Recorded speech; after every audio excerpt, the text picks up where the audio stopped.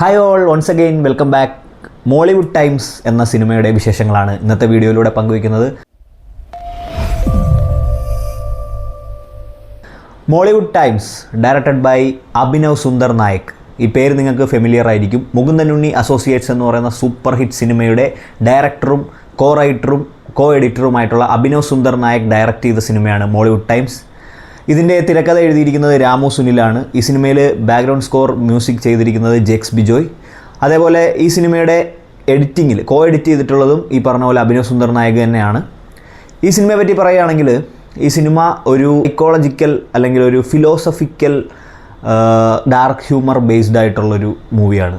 Just like Mukundan ഉണ്ണി associates പോലെ തന്നെ, അല്ലെങ്കിൽ ആ similar way of story telling, അല്ലെങ്കിൽ ആ സിമിലർ പാറ്റേൺ ഓഫ് ഡയറക്ഷൻ, അല്ലെങ്കിൽ സിമിലർ പാറ്റേൺ യൂസ് ചെയ്ത് അതേ രീതിക്ക് തന്നെ ചെയ്തു വെച്ചിട്ടുള്ളൊരു സിനിമയാണ് മോളിവുഡ് ടൈംസ്. ഇതിലെ വ്യത്യാസം എന്താണെന്ന് വെച്ചാൽ ഈ സിനിമ പ്രതിപാദിക്കുന്നത്, അല്ലെങ്കിൽ ഈ സിനിമ സംസാരിക്കുന്നത്, ഈ സിനിമ കൊണ്ടുവരുന്നത് സിനിമയ്ക്കുള്ളിലെ ഒരു സിനിമയാണ്. അതായത് സിനിമയ്ക്കുള്ളിലൂടെ സിനിമയുടെ കഥ പറയുന്ന, അല്ലെങ്കിൽ സിനിമാക്കാർക്ക്, സിനി ഫൈൽസിന് സിനിമയെ ഇഷ്ടപ്പെടുന്ന, സിനിമാ ഫീൽഡിലേക്ക് എത്തിച്ചേരാൻ ആഗ്രഹിക്കുന്ന ഒരു കൂട്ടം ചെറുപ്പക്കാരുടെ, അല്ലെങ്കിൽ ചെറുപ്പക്കാരെ അവരെ സാറ്റിസ്ഫൈ ചെയ്യുന്ന രീതിയിൽ, അല്ലെങ്കിൽ അവർക്ക് ഒരുപാട് റിലേറ്റ് ചെയ്യാൻ പറ്റുന്ന രീതിയിൽ ഉള്ളൊരു പ്ലോട്ടാണ് ഈ സിനിമയിലുള്ളത്. പക്ഷേ ഇതെല്ലാവർക്കും കണ്ടിരിക്കാൻ പറ്റുന്ന സിനിമയാണ്. സിനിമയെ പറ്റി ഒറ്റ വാക്കിൽ മികച്ച അല്ലെങ്കിൽ അതിഗംഭീര ഫസ്റ്റ് ഹാഫും, എന്നാൽ കുറച്ച് തണുത്ത അല്ലെങ്കിൽ ഒന്ന് ലൂസായിട്ട് കുറച്ച് ഡ്രാഗിങ് ആയിട്ടുള്ള ഒരു സെക്കൻഡ് ഹാഫും കൂടി ചേരുന്നതാണ് മോളിവുഡ് ടൈംസ് എന്ന് പറയുന്ന സിനിമ.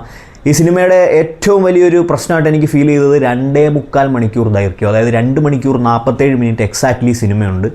അപ്പോൾ ഇതിൻ്റെ കോ എഡിറ്റർ ഞാൻ പറഞ്ഞ പോലെ ഈ പറഞ്ഞ അഭിനവ് സുന്ദർ നായക് ആയതുകൊണ്ടായിരിക്കാം ചിലപ്പോൾ ഒരുപക്ഷെ അദ്ദേഹത്തിൻ്റെ സൃഷ്ടി അല്ലെങ്കിൽ അദ്ദേഹത്തിൻ്റെ വർക്ക് അദ്ദേഹത്തിന് കട്ട് ചെയ്യാനുള്ള ഒരു ബുദ്ധിമുട്ട് കൊണ്ടാണോ എന്നറിയില്ല ഇത്രയും ദൈർഘ്യം വന്നത്.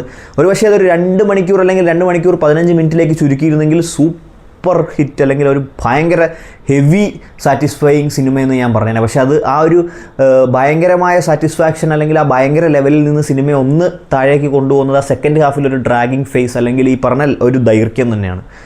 അതിഗംഭീര ഫസ്റ്റ് ഹാഫ് എന്ന് തന്നെ പറയാം. കാരണം ഈ സിനിമ ഒരുപാട് കാര്യങ്ങൾ ചർച്ച ചെയ്യുന്നുണ്ട്. ഈ സിനിമയിൽ സംഭവം ബേസിക്കലി നടക്കുന്നത് ഒരു ഏർലി 2000s, അല്ലെങ്കിൽ 1998 to 2000 തൊട്ട് 2010 വരെ, അല്ലെങ്കിൽ അതിന് മുകളിലേക്കുള്ളൊരു കാലഘട്ടമാണ് ഇതിൽ കാണിച്ചു പോകുന്നത്.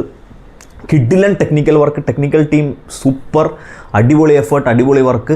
കാരണം അന്നത്തെ കാലഘട്ടത്തിലെ തിയേറ്റർ, അപ്പം എനിക്കൊക്കെ കുറേ കാര്യങ്ങൾ റിലേറ്റ് ആയി. കാരണം ഞാനൊക്കെ 90s കിഡാണ്. അപ്പം ഈ സിനിമ ആദ്യമായിട്ട് തിയേറ്ററിൽ പോയപ്പം എനിക്കുണ്ടായിരുന്നൊരു കൗതുകം, അല്ലെങ്കിൽ എനിക്കുണ്ടായിരുന്നൊരു എന്നിലെ ഒരു സിനിമ പ്രേമി ജനിക്കുന്നത് അവിടെ നിന്നാണ്.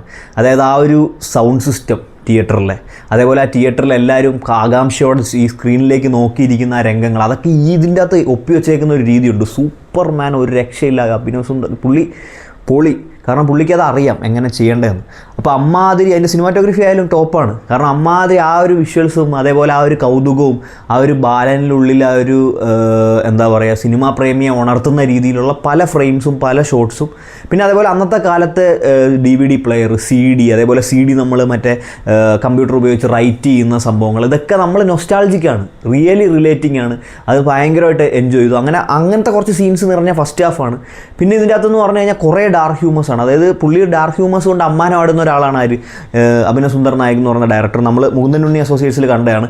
അതേപോലെ ഇതിൻ്റെ അകത്ത് ഈ വിധിയെ ഡിപ്പെൻഡ് ചെയ്യുന്നതിനപ്പുറം നമ്മൾ എത്രത്തോളം പരിശ്രമിക്കണം, എത്രത്തോളം ഹാർഡ് വർക്ക് ചെയ്യണം എന്നൊക്കെ ഉള്ള ഒരു ഇത് പക്കയായിട്ട് അവർ ഇൻസ്റ്റൻറ്റ് വൈസ് കാണിക്കുന്നുണ്ട്. അതേപോലെ ഇതിൽ ആക്ട് ചെയ്തേക്കുന്ന ആൾക്കാരായിക്കോട്ടെ, ഇപ്പം നസ്ലിനൊക്കെ കിട്ടിലും പെർഫോമൻസ്. നസ്ലിൻ എന്ന് പറഞ്ഞാൽ അദ്ദേഹം ഡേ ബൈ ഡേ ഇമ്പ്രൂവിങ് ആണെന്ന് കാണിക്കുക. അതായത് കുരുതി എന്ന് പറയുന്ന സിനിമയിൽ ഒരു സീരിയസ് റോള് നസ്ലിൻ ചെയ്തിട്ടുണ്ട്. അതേപോലെ ഒരു സീരിയസ് ആയിട്ടുള്ള നല്ല ലെയേഴ്സ് ഉള്ളൊരു ക്യാരക്ടർ അടിപൊളിയായിട്ട് പുള്ളി ത്രൂ ഔട്ട് ചെയ്തിട്ടുണ്ട്.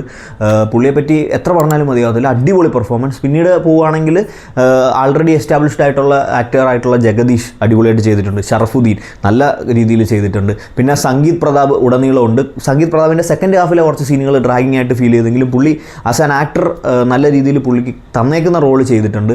പിന്നെ പ്രശാന്ത് അലക്സാണ്ടർ, അങ്ങനെ കുറേ ആൾക്കാർ, കുറേ കാസ്റ്റിംഗ് ഉണ്ട്, ഗോപിക, അങ്ങനെ കുറേ പേര്, അവരൊക്കെ അവരുടെ റോളുകൾ അവർ ഭംഗിയായിട്ട് ചെയ്തിട്ടുണ്ട്. പിന്നീട് പറയേണ്ടത് എന്താണെന്ന് വെച്ച് കഴിഞ്ഞാൽ ജേക്സ് ബിജോയുടെ കത്തിക്കലാണ്. മ്യൂസിക് അടിപൊളിയാണ്, ഇൻറ്റൻസിഫൈങ് ആയിട്ടുള്ള അല്ലെങ്കിൽ ഈ പറഞ്ഞ പോലെ സീൻ ബൈ സീൻ എലിവേറ്റ് ചെയ്യാൻ പുള്ളിക്ക് പറ്റിയിട്ടുണ്ട്. പുള്ളി അത് പല സിനിമകളിലും ചെയ്തിട്ടുള്ളതാണ്. പല സിനിമകളും അദ്ദേഹത്തിൻ്റെ കഴിവുകൊണ്ട് വിജയിപ്പിച്ച ഒരാളാണ് ജേക്സ് ബിജോയെ. ഇതിലും അദ്ദേഹം അടിപൊളിയായിട്ട് അദ്ദേഹത്തിൻ്റെ പാട്ട് ചെയ്തിട്ടുണ്ട്. പിന്നെ ഇതിൻ്റെ സിനിമാറ്റോഗ്രാഫർ ആയിക്കോട്ടെ അടിപൊളിയായിട്ട് ചെയ്തിട്ടുണ്ട്. അങ്ങനെ technically this film is brilliant and ചില ഷോട്ട്സൊക്കെ അടിപൊളിയാണ് എടുത്ത് വെച്ചേക്കുന്നത്. കാണുമ്പോൾ തന്നെ ഒപ്പി വെച്ചേക്കുന്ന കാണുമ്പോൾ തന്നെ ഭയങ്കര നമുക്കൊരു ഗൂസ് ബംസ് അതേപോലെ നൊസ്റ്റാൾജിക് ആവുന്നുണ്ട്. അപ്പം ഒരുപാട് സ്റ്റീരിയോ ടൈപ്സ് ബ്രേക്ക് ചെയ്യുന്നുണ്ട്, ഒരുപാട് കാര്യങ്ങൾ പച്ചയ്ക്ക് തുറന്നടിച്ച് പറയുന്നുണ്ട്. അതാണ് എനിക്ക് ഇഷ്ടപ്പെട്ടത്. അതായത് നമ്മൾ ഈ സിനിമയുടെ ഇദ്ദേഹത്തിൻ്റെ സിനിമകളുടെ ഒരു പ്രത്യേകത എന്ന് പറഞ്ഞാൽ പച്ചയ്ക്ക്, അതായത് നമ്മുടെ ലൈഫിൽ സംഭവിക്കാവുന്ന കാര്യങ്ങൾ അതേപടിയാണ് കാണിക്കുന്നത്. അല്ലാതെ ഒരു മിറാക്കിളോ അല്ലെങ്കിൽ ഒരു ഹാപ്പി എൻഡിങ് കൊടുക്കണോ അങ്ങനെയൊന്നും പുള്ളിക്കില്ല. പുള്ളിക്ക് എന്താണോ പച്ചയായി നടക്കുന്നത് അല്ലെങ്കിൽ എന്തൊക്കെയാണോ പച്ചയ്ക്ക് സംഭവിക്കുന്നത് അത് അതേപടി കാണിക്കുക എന്നുള്ളതാണ് പുള്ളി അഡാപ്റ്റ് ചെയ്തേക്കുന്ന രീതി.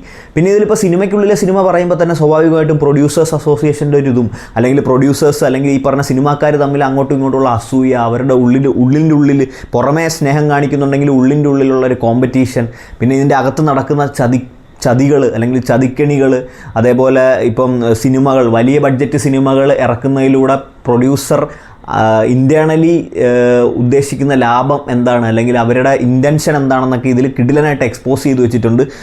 എന്താ വെച്ച് ഒരുപാട് സ്റ്റീരിയോ ടൈപ്സ് ഇതിൽ ബ്രേക്ക് ചെയ്യുന്നുണ്ട് സീരിയസ്ലി. ആൻഡ് ഇതൊക്കെ അതിൽ കാണിക്കുന്ന പലതും സത്യമാണെന്നുള്ളതാണ്. അഭിനവ് സുന്ദർ നായക് ആയാലും റൈറ്റർ ആയാലും ബോൾഡായിട്ടുള്ള ഒരുപാട് അറ്റംപ്റ്റ്സ് എടുത്തിട്ടുണ്ട്. ബോൾഡ് അല്ലെങ്കിൽ ഭയങ്കര ഡെയറിങ് ആയിട്ടുള്ള ഒരുപാട് അറ്റംപ്റ്റ്സ് ഇതിൽ കൊണ്ടുവന്നിട്ടുണ്ട്. അത് വർക്കായിട്ടുണ്ടെന്ന് തന്നെ ഞാൻ പറയും. അതായത് ഈ സിനിമ ബേസിക്കലി ഒരു ഭയങ്കര ഹെവി സിനിമയായിട്ട് എനിക്ക് ഫീൽ ചെയ്തില്ല, എന്നാൽ ഒരു ലോ അല്ല. ഒരു മികച്ച ഫസ്റ്റ് ഹാഫിൽ തുടങ്ങി ഒരു ആവറേജ് സെക്കൻഡ് ഹാഫിൽ ഏകദേശം ഒരു എന്താ പറയുക ഒരു വാച്ചബിൾ, ഒരു ഡീസൻറ്റ് വാച്ചബിൾ കാറ്റഗറി എന്ന് വേണമെങ്കിൽ വിശേഷിപ്പിക്കാം. നഷ്ടമൊന്നുമില്ല, എന്നാൽ നമുക്കൊരു ഫ്ലോയിൽ ഇങ്ങനെ കണ്ടുകൊണ്ടിരിക്കാം. പ്രത്യേകിച്ച് ഫസ്റ്റ് ഹാഫ് ടോപ്പാണ്. സെക്കൻഡ് ഹാഫിലേക്ക് വരുമ്പോൾ ആ ഉള്ളൊരു ഡ്രാഗിങ്, ആ പറഞ്ഞൊരു സംഭവം, ഒരു കൺഫ്യൂഷൻ ലൂപ്പ് അവിടെ നിന്ന് ഒഴിവാക്കി ഒരു ഡ്യൂറേഷൻ കട്ട് ഷോട്ട് ചെയ്തിരുന്നെങ്കിൽ സൂപ്പർ ഡൂപ്പർ കണ്ണും പൂട്ടി ഞാൻ ടിക്കറ്റ് എടുക്കാൻ പറഞ്ഞേനെ. അങ്ങനെ ഒരു സാഹചര്യത്തിലേക്ക് എനിക്ക് പറയാൻ പറ്റാത്തത് ഈ പറഞ്ഞൊരു ഡ്യൂറേഷൻ കൊണ്ടും സെക്കൻഡ് ഹാഫിൽ ക്രിയേറ്റ് ചെയ്യുന്ന കുറച്ച് കൺഫ്യൂഷൻസ് കൊണ്ട് മാത്രമാണ്. എന്നാലും പെർഫോമൻസിലായിക്കോട്ടെ ടെക്നിക്കൽ വർക്കിലായിക്കോട്ടെ നോ കോംപ്രമൈസ്. സൂപ്പർ. കുറേ റെഫറൻസുകൾ, കുറേ സിനിമകളുടെ റെഫറൻസ്, കുറേ അതായത് വിജ്ഞാനമുള്ള ഒരാളാണ് ഈ അഭിനവ് സുന്ദർ നായക് എന്ന് പറഞ്ഞ പുള്ളി. കാരണം റിസോഴ്സ്ഫുള്ളാണ്. അതുകൊണ്ട് തന്നെ യാതൊരു ആർട്ടിഫിഷ്യാലിറ്റിയും പലതിലും നമുക്ക് തോന്നില്ല എന്നുള്ളതാണ്, എസ്പെഷ്യലി ഫസ്റ്റ് ഹാഫിലെ കുറേ സീനുകൾ.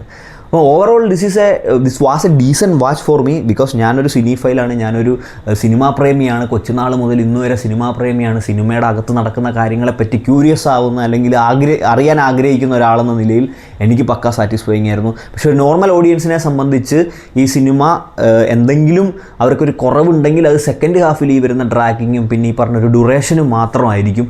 അല്ലാതെ പെർഫോമൻസ് ആയിക്കോട്ടെ ടെക്നിക്കൽ സൈഡ് ആയിക്കോട്ടെ എല്ലാവർക്കും പക്ക വർത്തിറ്റായിരിക്കും ഈ സിനിമ.